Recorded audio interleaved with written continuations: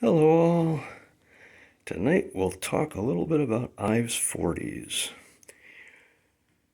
Ives began producing clockwork trains in America, Bridgeport, Connecticut in 1901 in O gauge, and then in 1903 they entered the 1 gauge market. 1 gauge had been imported by the European manufacturers into America, but Ives was the first to manufacture 1 gauge here. Their first engine was this Ives number 40, classic American engine, cast iron with lovely nickel trim. This engine was made from 1903 to 1908, pulling the nice passenger cars, all lithography sides. 1909, Ives decides to revamp their line. They should have gone into electric trains at that time, but instead they revamped the line and came out with their new floor toy line and upgraded the body on the 40 like this, and that was made until 1911, where again they upgraded the last 40, much larger engine. Started in 1912 to about 1915.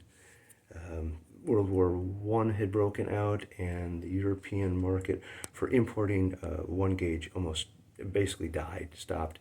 So the 1 gauge market here in America pretty much dried up.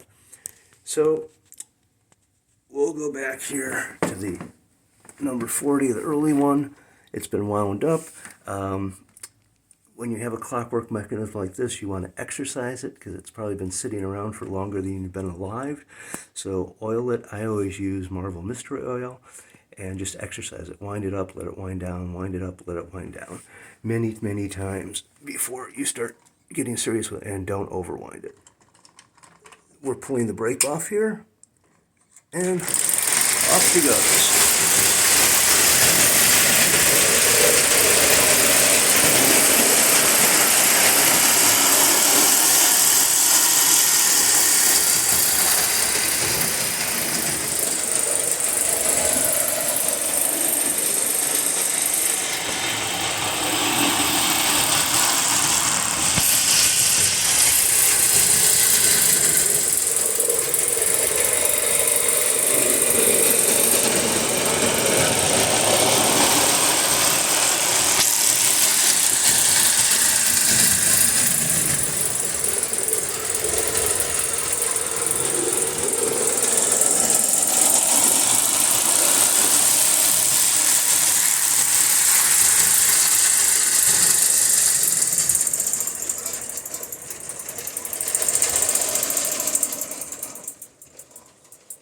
Will she do it?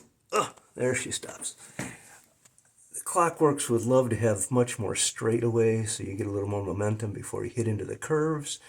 The scenic backdrops here are Ives. They introduced those about 1908, so you could have instant scenery. So thank you very much for tuning in.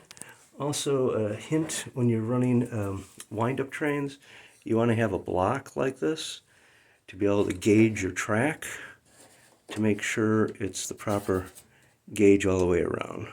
You're trying to fool gravity and friction as much as possible, so always have a track gauge and then clean your track and a nice oiler. Your trains will appreciate it. Thank you very much. If you like old trains, please subscribe. Thank you. Good night.